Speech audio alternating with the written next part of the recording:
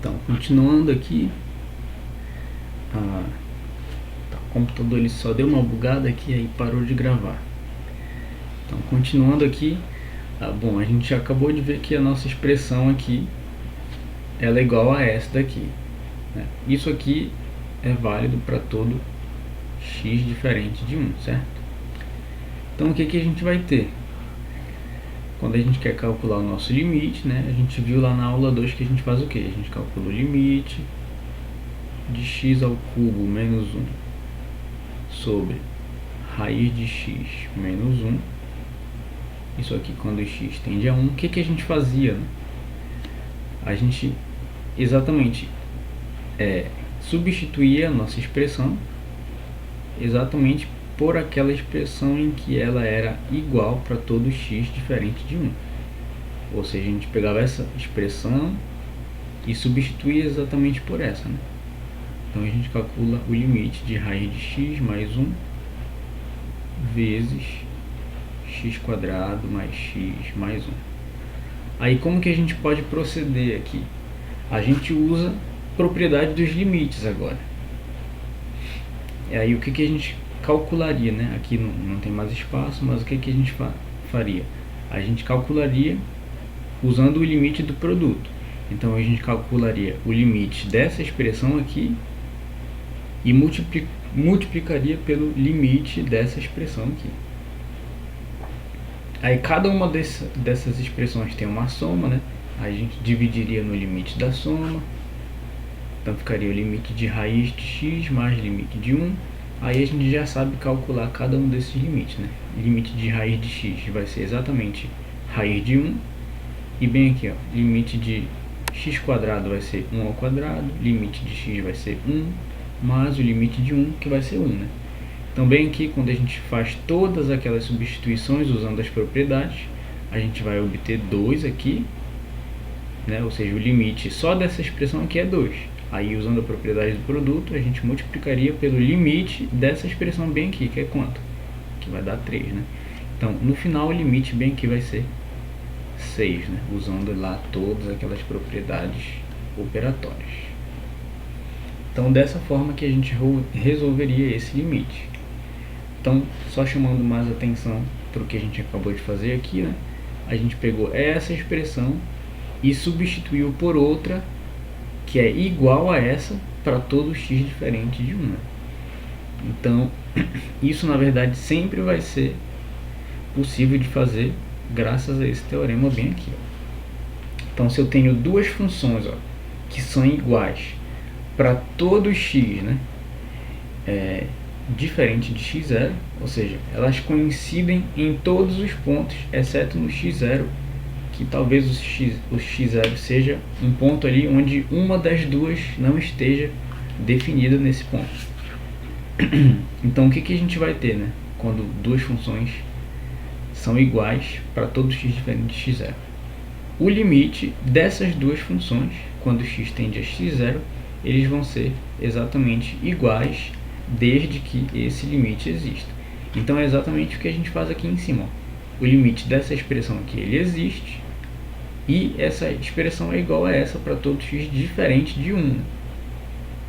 Ou seja, o limite dessas duas expressões é igual. Então é por isso que a gente pode escrever essa igualdade bem aqui. Então essa igualdade bem aqui é graças a esse teorema. Então aqui as coisas começam a aparecer justificativas para o que a gente já estava fazendo ali desde a aula 2. Né?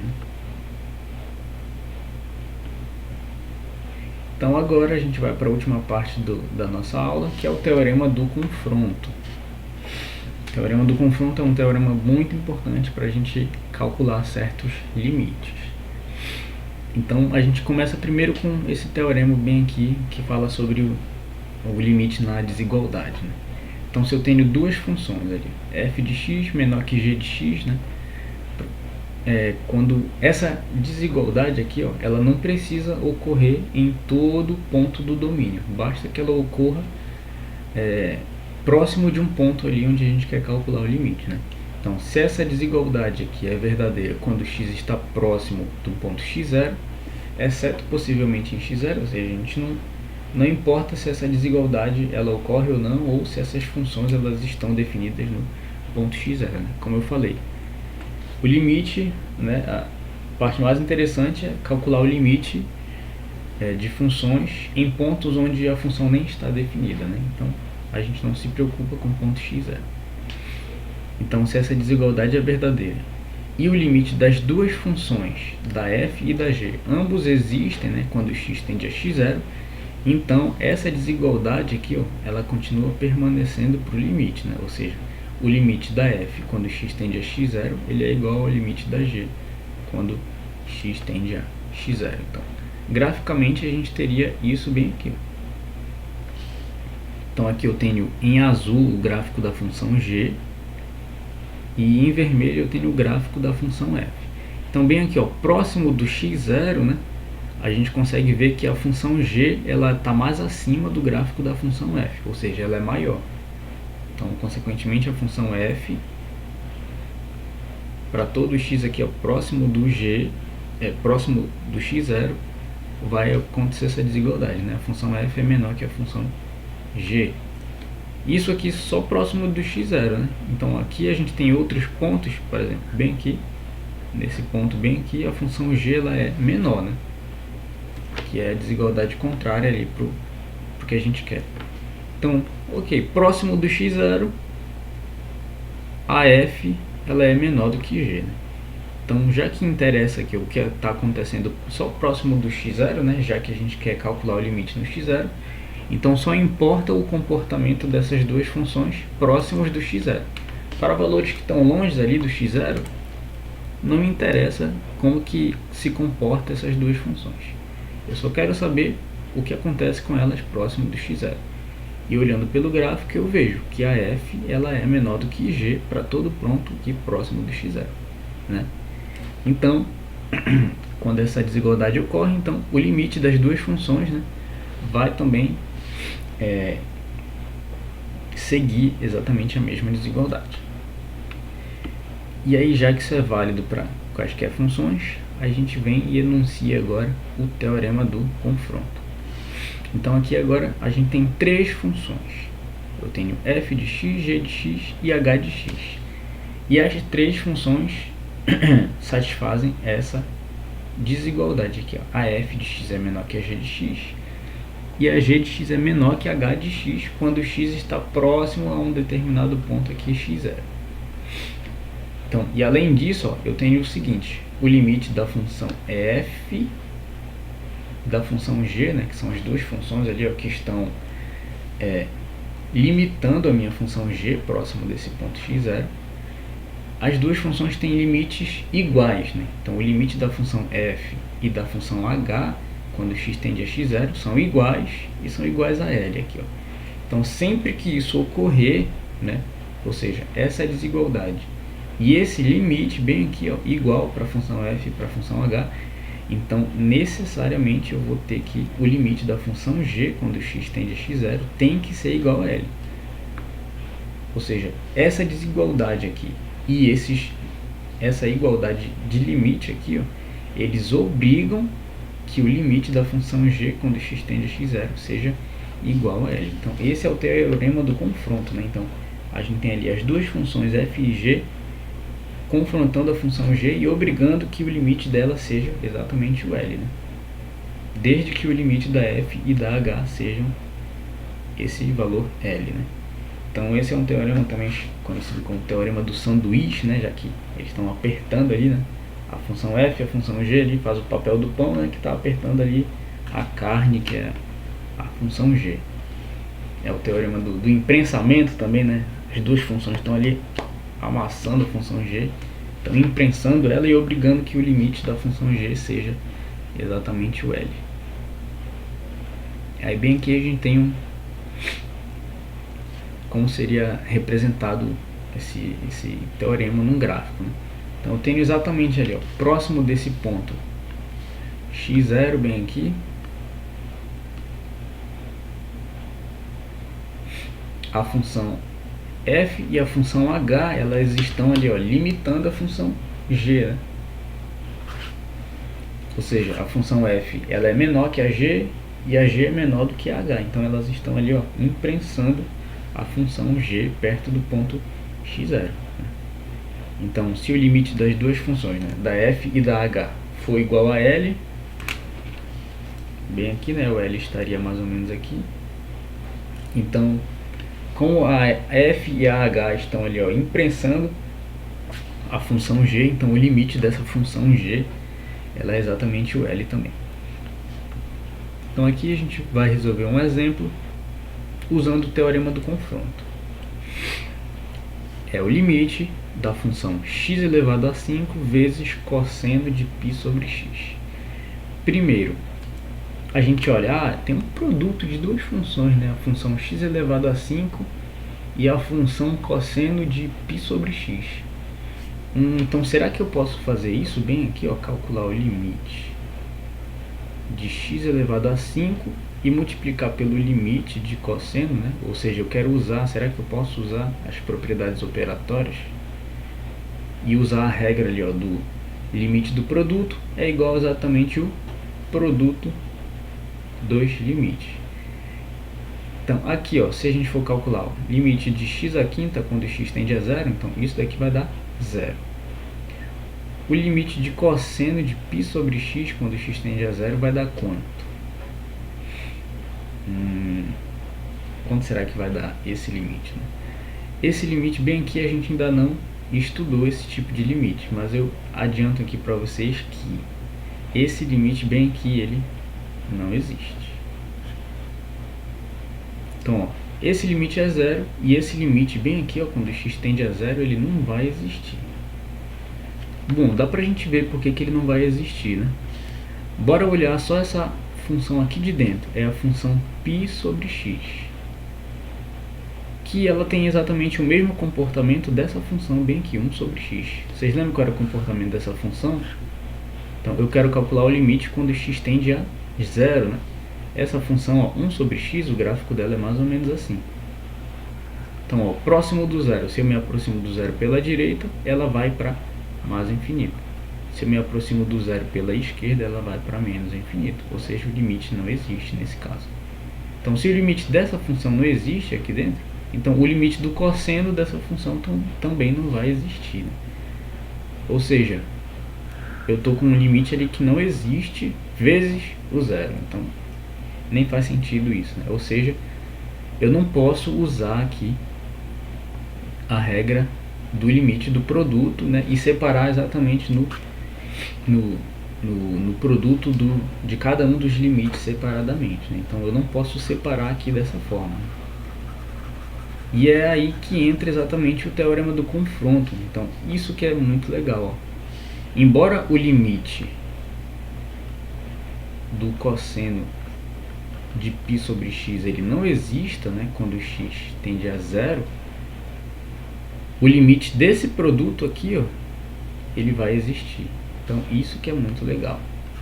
E pelo teorema do confronto a gente pode mostrar isso. Então como é que a gente aplica o teorema do confronto para mostrar que esse limite aqui de fato ele vai existir e ele vai ser igual a zero? Então primeiro a gente tem que observar o seguinte, né? A gente tem que lembrar que a função cosseno, função seno, né? Essas duas funções trigonométricas, elas são limitadas, né? Então aqui o cosseno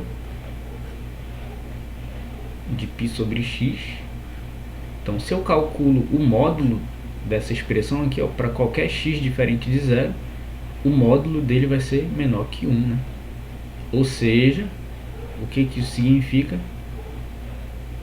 né, usando a definição de módulo, que o cosseno de π sobre x ele é maior que menos 1 e ele é menor do que 1.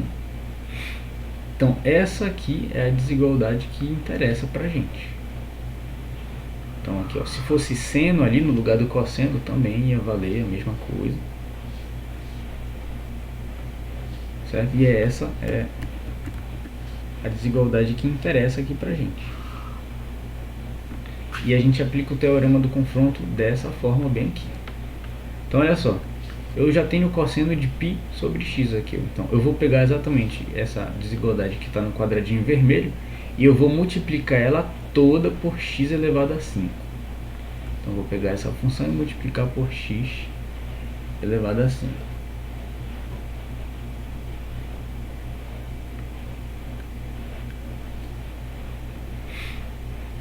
Então tá, eu tenho, deixa eu mudar a cor aqui, tenho menos, quando eu multiplico por x elevado a 5, né, x elevado a 5 vezes menos 1 dá menos x elevado a 5, né? Então isso aqui menor ou igual a x elevado a 5 vezes cosseno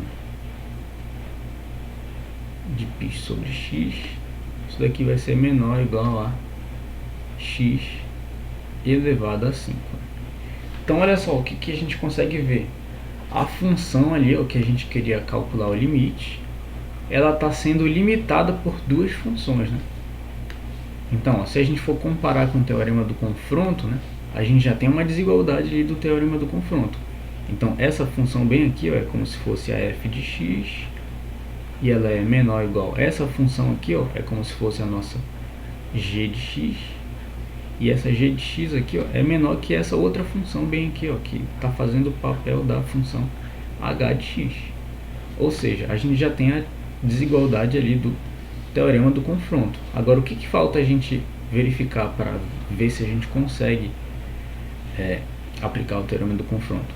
A gente tem que calcular esse limite e esse aqui e verificar que eles são iguais. Então, primeiro, bora calcular esse limite aqui de menos x a 5.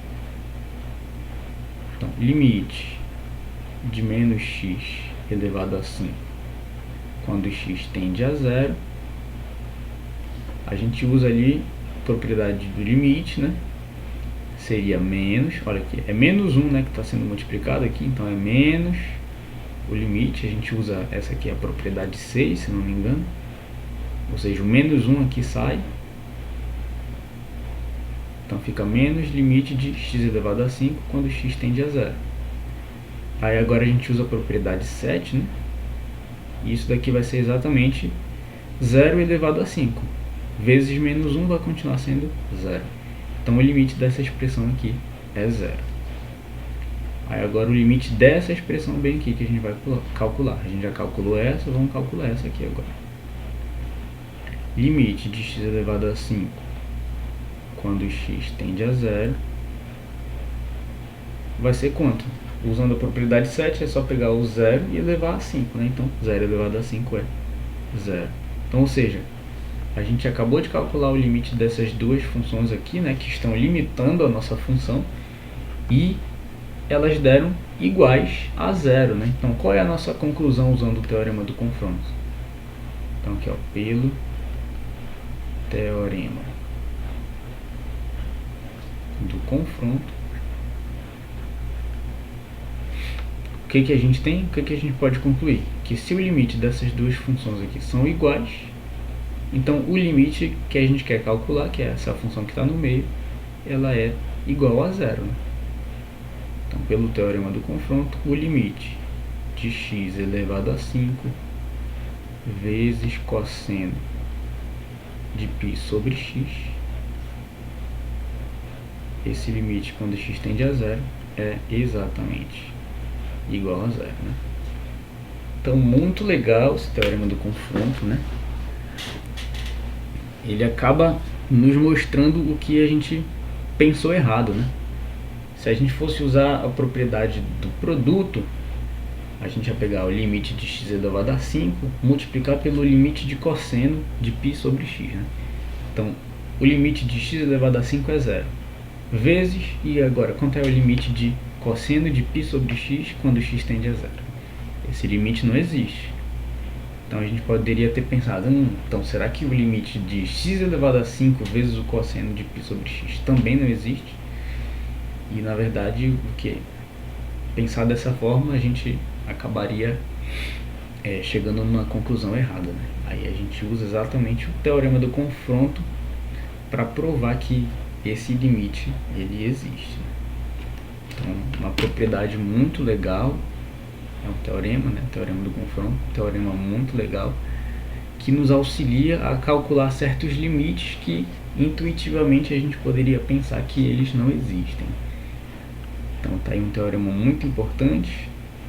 Então, com essa parte do teorema do confronto, vocês já podem ali resolver a nossa questão 6 da lista, né? E ou seja, a gente já tem ali 9 questões da lista só com as nossas aulas aqui. Então aqui, como deu problema aqui na gravação, né? Então essa aula aqui ela vai ter uma parte 1 e uma parte 2, né? Aí a parte 1 ela vai ter um final brusco ali, que o computador travou aqui e parou a gravação. Aí aqui essa é a parte 2. E finalizamos aqui a nossa aula 4. E o que nós estudamos aqui na aula 4, né? Propriedades operatórias de limites e o teorema do confronto.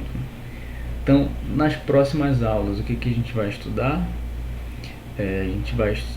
Falta ainda a gente estudar os limites fundamentais, né? Que são o limite fundamental trigonométrico, o exponencial e o logaritmo.